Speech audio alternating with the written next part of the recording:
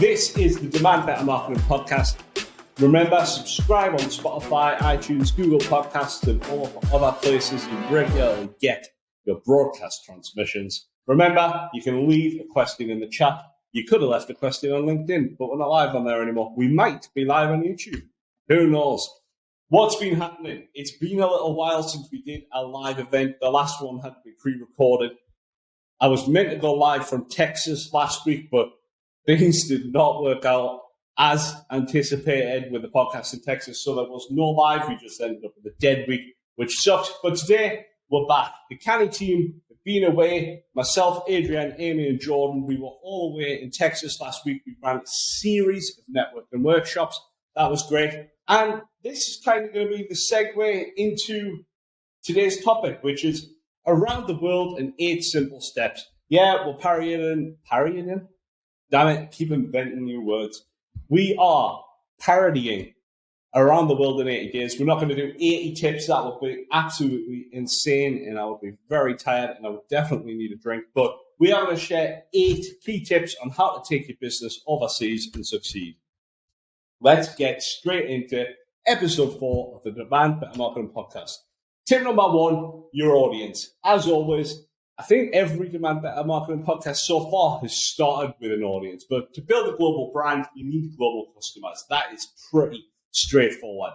And you need to understand that actually customers overseas versus customers here might not be the same. The chances are they won't. We learned a lot out in America. There's different buying habits, different people handle business in different ways. So think about that.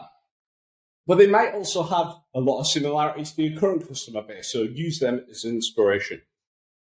Creating customer personas is a thing we recommend for every one of our clients. Anyone engaging in the world of marketing should have customer personas to hand. That is just a marketing 101 thing.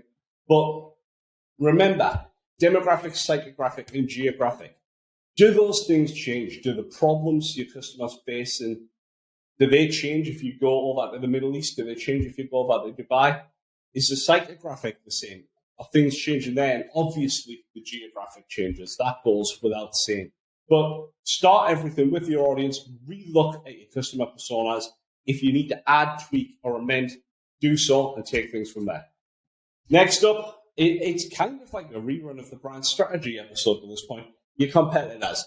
When you go out into the big wide world, out off our little island of England in the UK here, you find that the field of competitors is obviously a lot larger, especially if you're going to a real populous place like America. You've got a whole load of new competition. You've got global level companies making things harder to stand out. You've got companies throwing in new challenges, new messaging, new things left, right, and center. So first of all, find out where you're going and study the competitors, study the market, do the best you can. Like, you're a detective now. Research competitors, research exactly what they're saying, and find out how they're winning. Especially if you're a new business, then there might be a lot of valuable insights to be gained there. Look at their branding, look at their website, look at their marketing, see how that's working. You might find on their website that the language is different. There's a whole, like I said, there's a different vernacular, there's a different word of the week, vernacular. There's a whole different way that different companies communicate. Have a look into your competitors, see how they're doing things, see what's making them tick, what's making them different. And then, personally, the way I find mapping competitors easiest is a simple grid format. Down the left-hand side, what they do well, what they do badly, what the main USP is, a link to their website, what are their sales messages, what sort of things are they putting out there. And then just map them in columns along the top, and then put you on the right-hand side, score yourselves, and just kind of, you can build up a nice, simple competitor grid analysis relatively easily. Tip 3, website considerations. Obviously, different geographies, different parts of the world require different things when it comes to website. America, for example, have a lot of rules around accessibility, and it's worth checking into stuff like that, so consider that. But multiple language options kind of become a requirement as well. It's like, part of Canny's goal is to open an office in the USA by the end of 2025. That's what we're working towards. England and America speak basically the same language. So we're not translating everything on our website from British English to American English. That would be a colossal waste of time. But if we were going to open up in Germany, we would need to consider, okay, how are we going to translate the website? How are we going to translate our marketing messages? Does it all still work? Does it all piece together? Does it all make sense? So consider the language of the website, consider the language that you're using within your sales and marketing copy. In some companies, people read right to left instead of left to right. One of our clients, Cabrati, we built their whole English website. And then when you switch the language from English to Arabic, the whole website flips around and then all of a sudden you're reading right to left. So consider things like that too. Arabic especially, some characters can be real difficult to read, so make sure you choose an appropriate font size, typeface. With things like this, it's best, honestly, to get local consultants to help you. It's honestly an impossible task on your own. And then obviously, if you dig into Google Analytics, you might find certain things different. You might find people prefer to browse on different devices. There might be more popular computer types, there might be more popular mobile phone types. So make sure you're reading into that data and optimizing for them different scenarios. Tip 4 kind of tumbles out of the website thing.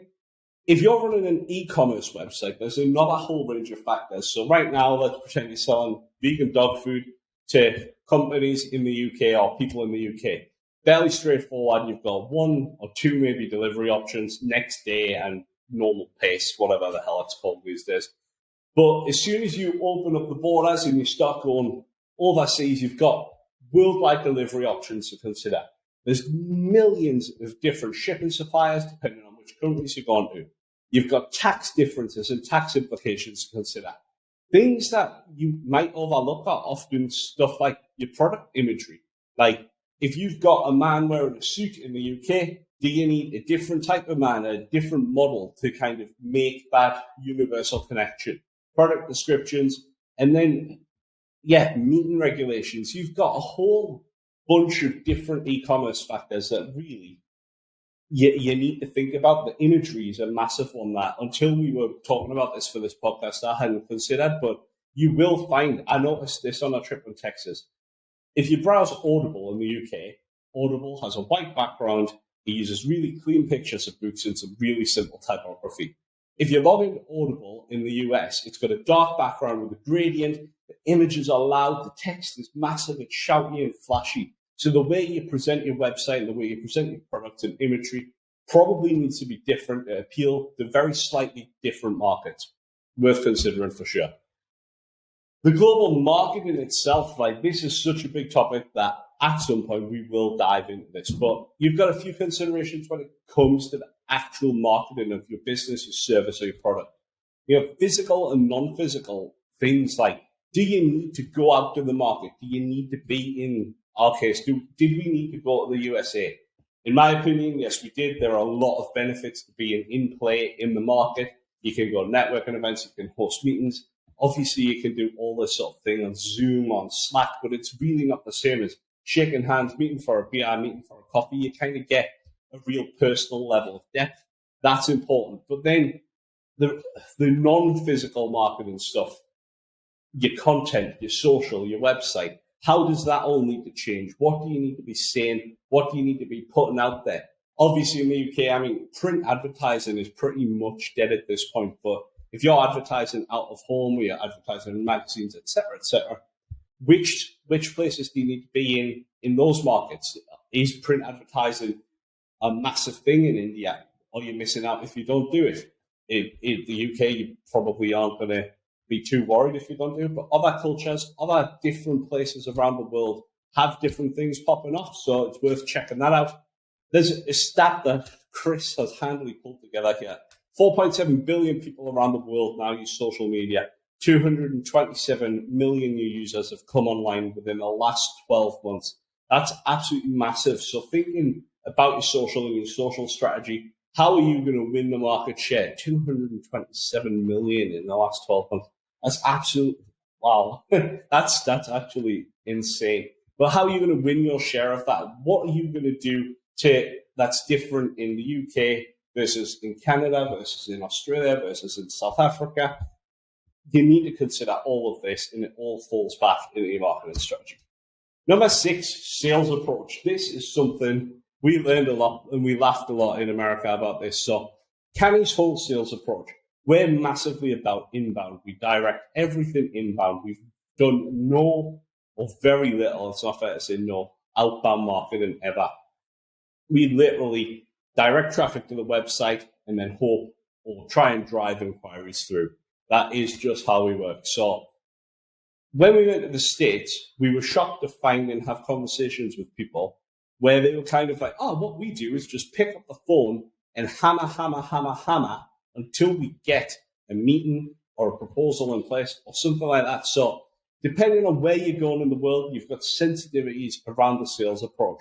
We met with another agency and they were very much, we work the phones until we get the companies and the buyers that we want on the other end. And that it's different. It's a different way of working, but combining the two is always an option if you have the budget to work inbound and outbound. I'm sure that would work. Just consider it.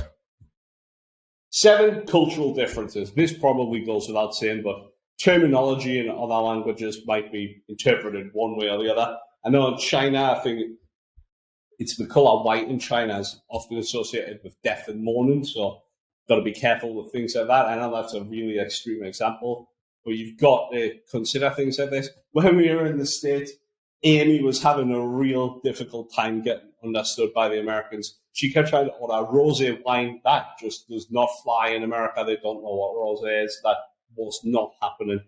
And she also said the word bothered. I'm not bothered. I'm not bothered about this. I'm not bothered about that. That was just did not connect in the way that in the northeast of England you would get that a lot.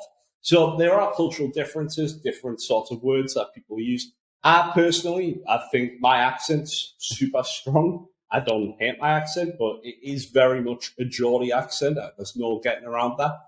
When I go away, or even when I do this podcast, I do try and speak a little more clearly. I try and slow myself down. Things like that are just, it's really important to be aware of when you're working in a new market with new people, with different languages, with different written language. Just be well aware of yourself.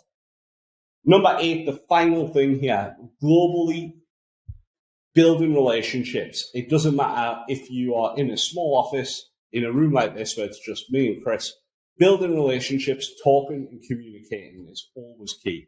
Relationships matter in global success, and Canny's brand value, make relationships matter. That's one of our 5 key values at Canny. When we were setting out, going out to the States, when we were kind of scouting meeting rooms, venues, we reached out to loads of places, and we were really interested to partner with companies and partner with venues that wanted to help us out. We reached out to other agencies and other companies, and anyone that got back to us were like, oh, we'd love to talk, we'd love to partner. This sort of thing is gold dust. They can help you break into things. They can show you, around town. They can show you all the good bars and the restaurants. That's great. But in a business sense, it can put you on networking. You can meet cool people through them. You can see what you can work on together. Relationships drive a whole load of success. Other things to consider are things like the Chamber of Commerce. Nearly every big city has one. You got networking events. They're kind of easy to find online. Eventbrite, meetup.com. That's all this relationship building always goes a long way. They're the 8 tips. It's a really simple rundown, to be honest. That's how we would do it. But how can we make global success better? So scale, don't sacrifice. That's point 1. Scale, don't sacrifice. A lot of people think it's okay, we're going to have to rebrand, we're going to have to re-website, we're going to have to re-this, re-that, redo the strategy. That's not the case. You can adapt the audience personas, you can adapt the sales messaging, you can adapt the visual identity and adapt your website. You don't have to rip it up and start again just to appeal to a new market. That's not the case. So scale, don't sacrifice. 2, develop your understanding. You want to understand the people, the place, and the culture as best as possible. Without that, you're dead in the water.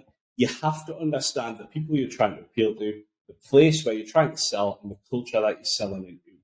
Without that, like I say, dead in the water. And tip 3, always form key relationships. It doesn't matter. At any point, relationships to me are probably the big thing that are going to get you through any period of difficulty. anything that you need to understand can come from key vital relationships. Reach out on LinkedIn, reach out via email, send them a voice note. Don't send anyone a voice note ever. That's a horrible thing. Voice notes should go away. We don't need them in the 21st century.